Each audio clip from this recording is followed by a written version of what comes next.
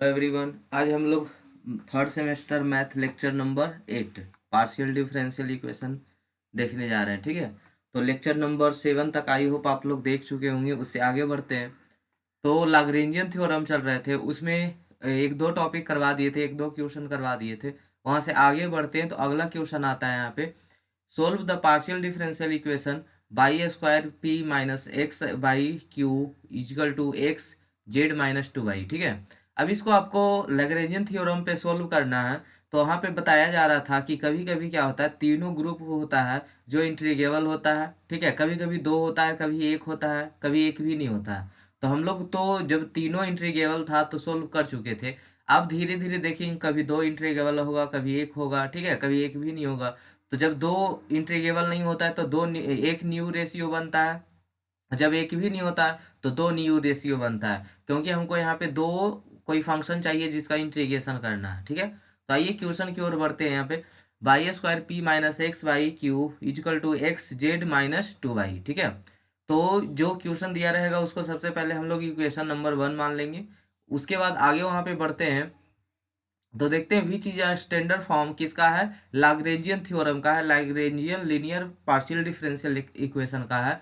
जिसमें क्या होता था कि स्मॉल पी के जो कॉफिशिएंट है उसको हम लोग कैपिटल पी से डिनोट कर रहे थे, स्मॉल क्यू के कॉफिशिएंट को कैपिटल क्यू से डिनोट कर रहे थे, और जो इक्वल के उधर था, इक्वेशन के उधर था, आरएचएस में था, उसको हम लोग क्या कर रहे थे, आर से डिनोट कर रहे थे। चलिए उसी सीरीज को आगे बढ़ाते हैं।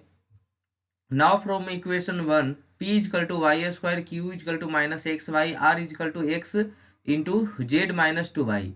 अब यहाँ पे जो होता था p जो है वो किसका कॉफिशिएंट होता था, स्मॉल p का।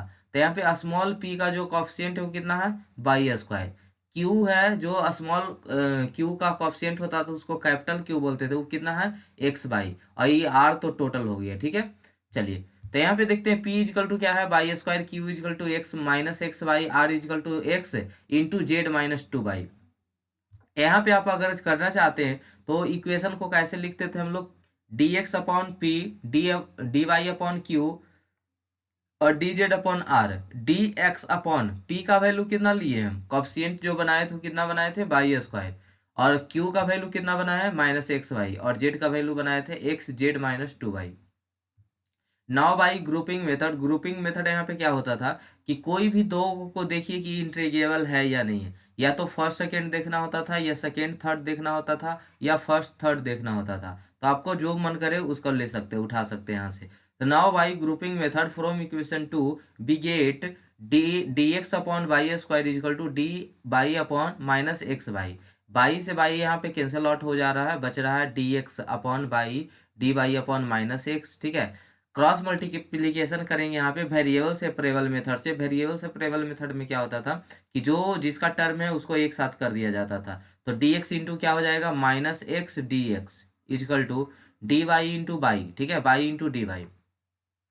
अब इसे क्या करना है, आपको इंटीग्रेशन करना है। तो इंटीग्रेशन करना तो आसानी से हो जाएगा क्योंकि ये सेम टर्म में सेम टर्म में। तो एक्स का क्या हो जाएगा बाबू, यहाँ पे एक्स का हो जाएगा एक्स स्क्वायर वाई टू, और बाई का क्या हो जाएगा, y square by two plus c one. कोई भी इंटीग्रेशन करते हैं तो हम लोग यहाँ पे एक कॉफिशिएंट लेते हैं, कांस्टेंट लेते हैं, और ले लिए सी वन। टू से टू कैंसिल आउट हो जाता है, तो एक्स स्क्वायर इधर माइनस में वाई स्क्वायर उधर भेज देंगे, प्लस में y square equal to c one. Equation number 3 मान लेते हैं। अब फिर से ग्रुपिंग मेथड लगाते हैं। ग्रुपिंग मेथड पहले उठाए थे पहला दूसरा, अब उठाते हैं दूसरा तीसरा। ठीक है, सेकेंड और थर्ड टर्म को उठाते हैं। तो यहाँ पे क्या है, d y upon a minus x y और equal to d z upon x into z minus two y. ठीक है, चलिए तो यहाँ पे अगर आप करना चाहते हैं तो d y upon minus x y equal to d z upon x z in z minus two y. X से एक्स कैंसल आउट हो जाएगा यहाँ से, d y upon minus y d z upon z minus two y. इसको cross multiplication कर दीजिए। यहाँ पे भी आप देख रहे होंगे कि यहाँ पे जो है आपका जेड माइनस टू वाई इधर चल जाएगा। अगर हम वेरिएबल से वेरिएबल करें तो इसको इस तरह से लिख सकते हैं, z minus two y into d y, और इधर क्या हो जाएगा, माइनस डी जेड। ठीक है, अब यहाँ पे क्रॉस मल्टीप्लीकेशन करते हैं इधर से, तो ये क्या हो जाएगा, z d y minus two y d y equal to minus y d z. ठीक है, अब इसको भेज दीजिए उधर, जो बचा जेड डी वाई, यानी 2/dy इजकल टू क्या हो जाएगा, -/dz और -2z dy। ठीक है, यहाँ से कुछ कॉमन होने वाला है, नहीं होने वाला है। ठीक है, तो यानी यहाँ से अगर हम इस तरह से बनाएं इसको, कहाँ गया ये, इसको इधर भेज दे, देखिए जेड dy -2/, इसको क्रॉस मल्टीप्लीकेशन कर दिए -dz। ठीक है, हम इसको जेड प्लस और ये बाई dz को ले ले, मतलब बाई के साथ जेड वाला को और जेड वाला के साथ बाई वाला को। इससे फायदा यहाँ पे ये होगा कि जब भी आप इंटीग्रेशन करते हैं, जैसे यहाँ पे देखिए एक्स बाई का अगर आप करते हैं डिफरेंशिएशन, तो पहले u इंटू वी पे तोड़ते हैं, तो एक के बाहर करते हैं तो दूसरा का डिफरेंशिएशन करते हैं, तो एक्स को बाहर किए तो डी वाई का डिफरेंशिएशन, बाई का डिफरेंशिएशन, अब बाई को बाहर किए तो डी एक्स का डिफरेंशिएशन। तो उसी तरह से देखिए बाई में कौन सा टर्म आया हुआ, एक्स टर्म आया हुआ, और एक्स में कौन सा टर्म आया हुआ, बाई टर्म आया हुआ। तो इसी तरह से सेम यहाँ पे हो जाएगा कि अगर हम इसको, एक सेकेंड इसको मिटा देते हैं, और एक सेकेंड ये -/जेड है, उसको इधर भेज दे, तो जेड है जो बाई के साथ है, अब बाई है जो जेड के साथ है, तो इस फार्मूला पे हम लोग क्या कर देंगे, शिफ्ट करवा देंगे उसको। तो यहाँ पे लिख सकते हैं इसको जेड डी वाई, इधर में माइनस में था तो इधर प्लस में बाई डी जेड, और ये जो -2/, इधर में था वो इक्वल के उधर भेज दिए तो +2/dy हो गया।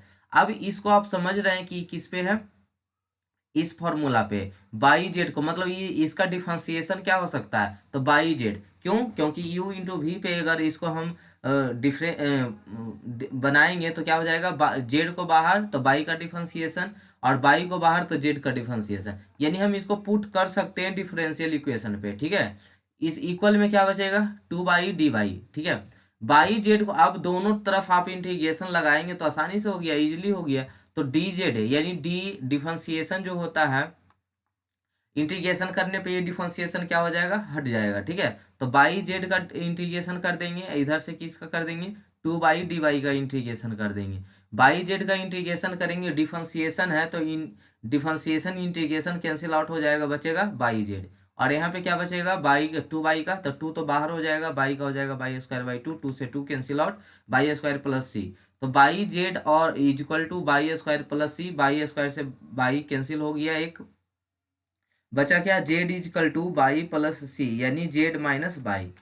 तो यहाँ तो एक पार्शियल डिफरेंशियल इक्वेशन में पहले एक टर्म निकला, एक कांस्टेंट निकला। लाग्रेंजियन मेथड क्या बताता था कि दो कांस्टेंट निकालो, दो कांस्टेंट को फंक्शन में पुट कर देना है। ठीक है, तो C1 यहाँ से निकाल चुके हैं, C1 निकाल चुके हैं, अब आपको C2 की जरूरत पड़ेगा।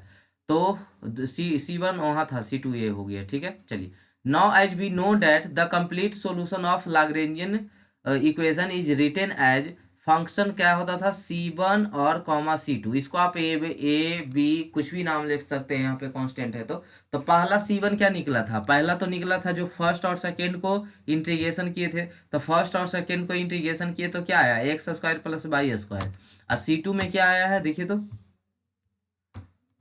C2 में आया है जेड माइनस बाई। ठीक है, तो इसी को फंक्शन में पुट कर दीजिए, C1 का वैल्यू रख देंगे x² + y², और जो C2 का वैल्यू आया था जेड माइनस बाई, यही आपका आंसर हो गया। ठीक है, तो कितना आसान, लाग्रेंजियन थ्योरम बहुत ही आसान है, बस आपको जो न्यू रेशियो बनाने वाला है ना, अगर वो सही से आप सीख जाए तो लाग्रेंजियन थ्योरम कुछ नहीं लगेगा। ठीक है, आइए एक्स, अगला क्वेश्चन देखते हैं, xp - y q equal to y² - x²।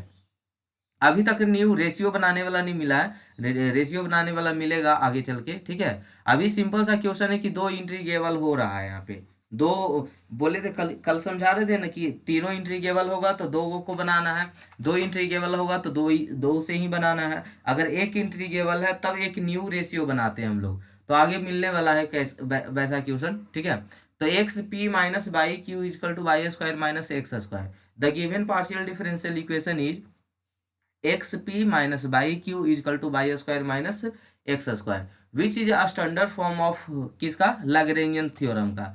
तो लाग्रेंजियन थ्योरम का स्टैंडर्ड फॉर्म क्या होता है कि p के कॉफिशिएंट को कैपिटल P बोलते हैं, q के कॉफिशिएंट को जो कैपिटल Q बोलते हैं, और जो इक्वल के उधर RHS में रहता है उसको हम लोग R से डिनोट करते हैं।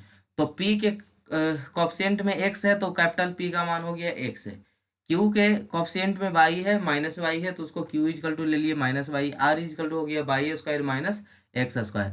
एक्जुलरी सब्सिडरी इक्वेशन जो है उसको हम लोग लिख सकते हैं d x upon p d y upon q d z upon r. D x upon p का वैल्यू हो गया एक्स, यहाँ पे क्यू का वैल्यू हो गया माइनस वाई, आर का वैल्यू हो गया y square minus x square. Now by grouping method from equation two we get d x, पहला दोनों को ले रहे हैं, पहला और दूसरा सेकेंड टर्म को ले रहे हैं, तो डी एक्स अपॉन एक्स था और d y upon minus y, तो इजिली हो गया इंटीग्रेबल, इसमें कोई सोचने वाली बात ही नहीं था। ठीक है, ये दोनों क्या है, इजिली इंटीग्रेबल है। यहाँ पे इक्वल का साइन दे दीजिएगा। तो यहाँ पे देखते हैं, अगर दोनों तरफ हम इंटीग्रेशन लगा देते हैं, इंटीग्रेशन कर देते हैं, तो इसका क्या हो जाता है, 1/x का log x हो जाएगा, 1/y का log y हो जाएगा, प्लस कोई कांस्टेंट लेंगे जिसको log a ले लेते हैं, माइनस y तो इधर भेज देंगे plus y, log m plus a, log m plus log n equal to क्या होता है, log mn equal to log a, log से log कैंसिल आउट हो गया, x y इजकल टू बचा a। तो ए इजकल टू एक constant निकल गया ना, यहाँ पे C1 भी ले सकते थे, इसका नाम ए का नाम C1 भी दे सकते, कोई फर्क नहीं पड़ेगा। Now by grouping method again, अब दूसरा तीसरा को ले रहे हैं, दूसरा तीसरा को ले रहे हैं और पहला तीसरा को ले रहे हैं। तो यहाँ पे देखा जा रहा है कि ना तो ये दूसरा ये इंट्रीगेबल है और ना ये इंट्रीगेबल है, यानी इंट्रीगेबल 1 था सिर्फ। ठीक है, एक ही इंट्रीगेबल था, तो एक इंट्रीगेबल था तो हमको एक और न्यू रेशियो बनाना पड़ेगा, खुद से बनाना पड़ता है वो, आप अपने सोच के, सबका अलग अलग आंसर भी हो सकता है, यहाँ पे आप अपने अकॉर्डिंग बनाइएगा, यहाँ पे बनाना होता है, तो अभी बनाने के लिए भी सिखाएंगे। तो पहले यहाँ पे देखेंगे कि कैसे नहीं हो रहा है इंट्रीगेबल, तो यहाँ पे देखिएगा कि अलग अलग टर्म आ जा रहा है, एक सेकेंड,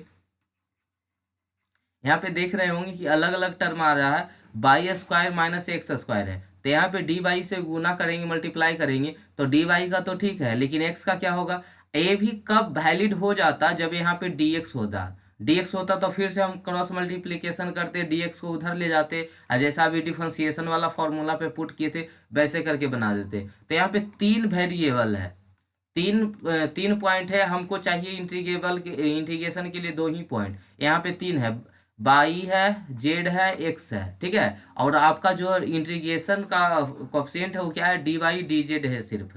ठीक है, तो यहाँ पे एक्स तो फालतू रह जा रहा है, इसलिए यहाँ पे इंटीग्रेबल ही नहीं है। उसी तरह से देख रहे हैं तो यहाँ भी सेम ही कंडीशन है, वाई वाला कोई टर्म ही नहीं, डी वाई है ही नहीं, तो कहाँ से इसका इंटीग्रेशन होगा, तो ये भी इंटीग्रेबल नहीं है। तो नहीं है, तो इसके लिए रूल बताते हैं। तो पहले इसका सॉल्यूशन, तो इसके बाद इसका सॉल्यूशन 330 पे 30 पेज नंबर पे है, लेकिन इसके लिए कुछ रूल बताएं जो पहले लिख दें कि रूल क्या क्या हम लगा सकते हैं, क्या क्या मेथड लगा सकते हैं। तो पहले इस हमें रूल देख लेते हैं, फिर 330 पेज का, ये अभी कितना है 28 है पेज ना, यानी दूसरे तीसरे पेज पे है इसका सॉल्यूशन। तो पहले हम लोग देख लेते हैं कि मेथड कैसे कैसे हम लोग न्यू रेशियो बना सकते हैं, क्योंकि बनाना है आपको खुद सोच कर ही बनाना है। तो पहले एक दो सिखा दे कि ऐसे बनेगा तो आपको बेटर हो जाएगा, आप कहीं भी आसानी से बना सकते हैं। Now all pair of from existing auxiliary equation has been checked but got only one pair integrable. हम लोग तीनों को चेक किए तो मिला हमको एक इंटीग्रेबल मिला, और कभी कभी ऐसा हो सकता है कि ये मतलब कि एक भी ना मिले, तो उस टाइम आपको 2 न्यू रेशियो बनाना पड़ेगा। तो यहाँ एक इंटीग्रेबल मिल गया था, मतलब किसी भी क्वेश्चन सोल्व करने के लिए 2 इंटीग्रेबल चाहिए, तो एक मिल गया तो एक ही बनाना पड़ेगा, एक भी नहीं मिलेगा तो आपको न्यू रेशियो खुद से 2 बनाना पड़ेगा। तो means now we will have to apply method multipliers one time the one new ratio. एक मिला है तो एक बनाना पड़ेगा, और कैसे बनाते हैं आइए मेथड देखते हैं। Lagrangian method multipliers जो बताता है used to have new ratio of auxiliary equation used if two integrable pair are not variable from existing auxiliary equation concept। उस टाइम हम लोग अप्लाई कर सकते हैं the existing auxiliary equation dx upon p is equal to dy upon q is equal to dz upon r is multiplied with a set of multipliers let l m n to have new ratio that is l। जैसे बाबू यहाँ पे देखिएगा ध्यान से कि यहाँ पे dx upon p है, dy अपॉन q है, dz अपॉन r है। ठीक है, अब इसमें आप ऐसा कुछ करें, ऐसा मल्टीप्लाई करें कि ये जो इसका डिनोमिनेटर है वहां पे 0 आ जाए। ठीक है, इसका वैल्यू 0 आए। फायदा क्या होगा ऐसा करने से, ध्यान से देखेंगे तो कुछ ऐसा मल्टीप्लाई खुद से मल्टीप्लाई करना है। जैसे मान लीजिए यहाँ पे x है, यहाँ पे y है, ठीक है, और यहाँ पे x माइनस y है, तो कुछ ऐसा मल्टीप्लाई करे इसमें कि x से x कैंसिल आउट हो जाए, मतलब नीचे के तीनों को जोड़ देना होता है, ऊपर तीनों जोड़ दीजिए और नीचे तीनों जोड़ दीजिए कुछ मल्टीप्लाई करके। नहीं तो एक भी मल्टीप्लाई कर सकते हैं, अगर नहीं कुछ है तो एक्स वाई है और माइनस एक्स वाई है। देखिए कुछ ही एग्जाम्पल दे देते हैं पहले, तब ज़्यादा बेटर आ जाएगा। देखिए एक सेकेंड, यहाँ पे वेट कीजिए, थोड़ा सा लिख रहा है। देखिए डी एक्स है अपॉन मान लीजिए कि एक्स है, ठीक है, डी वाई है मान लीजिए अपॉन वाई है, और क्या है डी जेड है अपॉन माइनस एक्स है माइनस वाई है। अब कुछ ऐसा रेशियो बनाना है कि नीचे जीरो हो जाए, तो आप क्या करेंगे बताइए, तो ऊपर वाला तीनों जोड़ दीजिए, d x plus d y plus d z, नीचे तीनों जोड़ दीजिए x plus y minus x minus y. बताइए वाई से वाई कैंसिल, एक्स से एक्स कैंसिल आउट हो गया, नीचे कितना बचा, जीरो बचा। तो आप कितना से मल्टीप्लाई किए, एक से ऊपर किए, नहीं कुछ चेंज हुआ तो एक से ही ना मल्टीप्लाई किए, एक से मल्टीप्लाई किए, एक से मल्टीप्लाई किए, हो गया। तो इसी को बोलते थे न्यू रेशियो बनाना। अब जब जीरो के बराबर हो गया, नीचे जीरो के बराबर हो गया, जीरो के बराबर ऊपर कितना बचा, d x plus d y plus d z, नीचे कितना हो गया, जीरो हो गया। ये किसके बराबर है, डी एक्स अपॉन एक्स के बराबर है, d y upon d y के बराबर है, d z upon a minus x minus y के बराबर है। तो आपको अब क्या करना होता है, ये जीरो है तो इधर क्रॉस मल्टीप्लीकेशन कीजिएगा तो टोटल जीरो हो जाएगा, बचेगा क्या, d x upon d y plus d z equal to zero. खाली इसका इंटीग्रेशन कर दीजिए, हो गया आंसर। कितना आसान है, बहुत ही आसान है। ठीक है, तो चलिए इस पे क्वेश्चन करके सोल्व करेंगे, आपको और बेटर समझ में आएगा। तो ये बता रहा है कि अगर आप रेशियो करना चाहते हैं, इसका न्यू रेशियो बनाना चाहते हैं, तो उसमें मल्टीप्लाई कर सकते हैं एल एम एन, कुछ भी कर सकते हैं। तो यहाँ पे जो अभी बना रहे थे उसमें क्या क्या हुआ, एल का वैल्यू भी वन, मतलब एक बार एक्स में भी वन से मल्टीप्लाई किए, वाई में भी वन से किए, एन में भी वन से ही किए, मतलब तीनों में क्या था, डी एक्स सिंपली खाली जोड़ दिए ना, d x plus d y plus d z. अगर कुछ ऐसा रहता है जो नीचे देखने पर, जैसे मान लीजिए यहाँ पे एक्स है, यहाँ पे वाई है, ठीक है, अब यहाँ पे x square minus y square है, तो आपको पहले इसमें क्या करना होगा, इसमें एक्स से गुना करना पड़ेगा, ऊपर नीचे गुना करेंगे तो ये एक्स स्क्वायर बन जाएगा, बाई से ऊपर नीचे गुना करेंगे तो बाई स्क्वायर बन जाएगा। इसमें तो एक्स स्क्वायर बाई है तो इसमें वन से गुना कर दिए। तो बात समझ में आ रहा है, इसी को बोल रहे हैं कि एक्स से गुना किए, बाई से गुना किए, वन से गुना किए। तो आप कुछ भी गुना करके ऐसा करें जो नीचे जीरो बना दे, डिनोमिनेटर उसका जीरो बना दे। तो आई होप बेटर समझ में आया होगा। तो we will try to choose such a multipliers L, M and such that the denominator of new ratio LP plus MQ plus NR will be preferably 0 so that integration will be easy thereafter. Some examples of multipliers 1 1 x y z, 1 upon x, 1 upon y, 1 upon z, या 1 upon x square, 1 upon y square, 1 upon z square, l m n. इसमें आप किसी भी तरह से का use कर सकते हैं, एंड मेनी मोर। ठीक है, आप किसी भी तरह से यहाँ पे पॉइंट को कंसीडर करके बना सकते हैं, आपका जो जी चाहे। ठीक है, ये आप पे डिपेंड करता है। यहाँ तो बता दिए कि ऐसा कर सकते हैं कि एक बार वन से गुना करके देखिए, वन से, लेकिन ऐसा थोड़े बाबू, नीचे में कुछ भी रह सकता है, वो आपको देख कर ही पता चल जाएगा कि क्या गुना करना पड़ेगा। ठीक है, तो यहाँ फिर भी लिख दें कि इस टाइप से आप गुना कर सकते हैं। वन अपॉन एक्स को भी मल्टीप्लाई कर सकते हैं, 1 अपॉन एक्स स्क्वायर को भी कर सकते हैं, ठीक है, एक्स को कर सकते हैं, 1 को कर सकते हैं, कुछ भी गुना कर सकते हैं उसमें, बस डिनोमिनेटर जीरो बना देना चाहिए। ठीक है, तो देखिए पेज नंबर 330 आ चुका है। यहाँ से वो जो क्वेश्चन पीछे छोड़ के आए थे उसका सोल्यूशन बता रहे हैं यहाँ पे। तो now by Lagrangian method multipliers by taking multiplier x by one, मतलब हम क्या क्या ले रहे हैं, एक्स से गुना करेंगे, बाई से, वन से। क्यों करेंगे, देखिए यहाँ पे जो अभी बता रहे हैं सेम आ गया ना, डी एक्स अपॉन एक्स है, d y upon minus y है, d z upon y square minus x square है। तो आप इसमें किससे गुना करें कि ये वाई स्क्वायर से वाई स्क्वायर कैंसल आउट हो जाए, एक्स स्क्वायर से एक्स स्क्वायर हो जाए। तो इसमें एक्स से गुना कर दे, इसमें भी एक्स से कर दे, इसमें बाई से कर दे, इसमें भी बाई से कर दे, तो हो जाएगा। देखिए तो y into by square, minus में है तो ये प्लस से कैंसिल आउट हो जाएगा, माइनस एक्स स्क्वायर है तो एक्स इंटू एक्स क्या हो जाएगा, एक्स स्क्वायर, तो ये कैंसिल आउट हो जाएगा। तो वही काम करना है। इसमें क्या किससे गुना किए थे, देखिए तो इसमें dx को किससे गुना किए थे, x से, मतलब करना है तो ऊपर नीचे करेंगे तब ना सेम रहेगा, नहीं तो a, और इसमें बाई से गुना करना है तो ऊपर नीचे दोनों में बाई कीजिए, इसमें चेंज ही नहीं करना है, क्योंकि x into x x square हो जाएगा, बाई इंटू बाई स्क्वायर हो जाएगा, तो ये तो कैंसल आउट हो ही जाएगा, तो इसमें हम सिर्फ 1 से गुना कर देते हैं। तो x dx में कितना से किए, x into d x plus y d y में किससे गुना किए, बाई से, तो y into d y, z में 1 से किए डी जेड, नीचे गुना कीजिए x into x square, y into y y square, ये क्या होता है y square minus x square, सब कैंसिल आउट हो गया, बचा क्या, d x plus y d y plus d z बटा जीरो।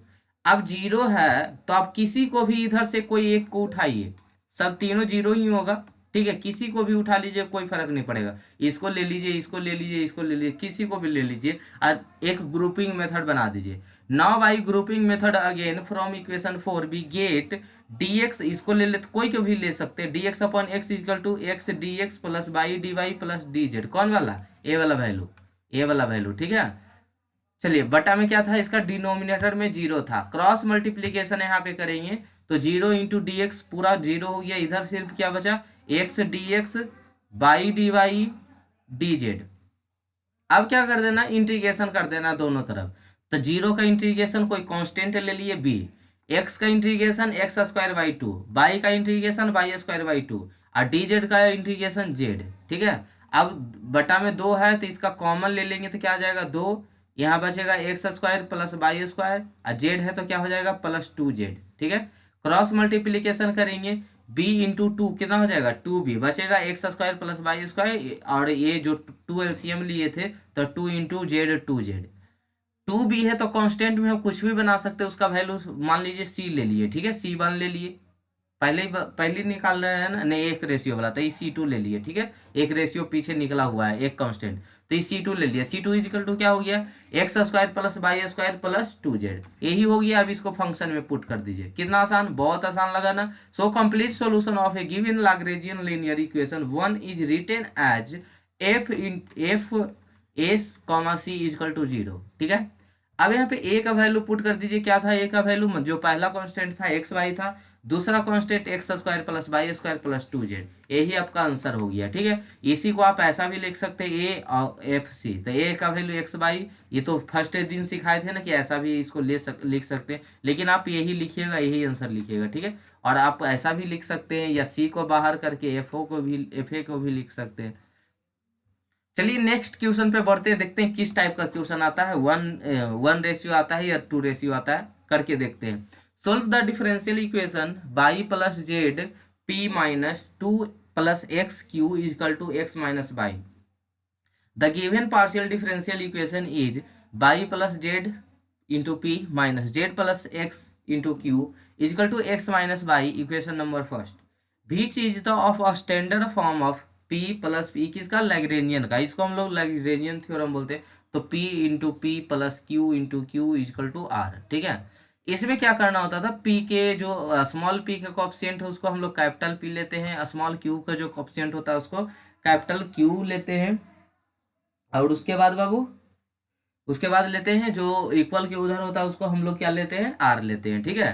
तो now auxiliary equation written as, आप एक्जुलरी इक्वेशन को कैसे लिखते हैं, एक्जुलरी इक्वेशन को लिखते हैं dx upon p d y upon q d z upon r. अब यहाँ पे p का वैल्यू पुट करते हैं तो बाई प्लस जेड हो गया, q का वैल्यू पुट किए तो माइनस जेड माइनस एक्स हो गया, और r का वैल्यू पुट किए तो x माइनस बाई हो गया। कोई दिक्कत,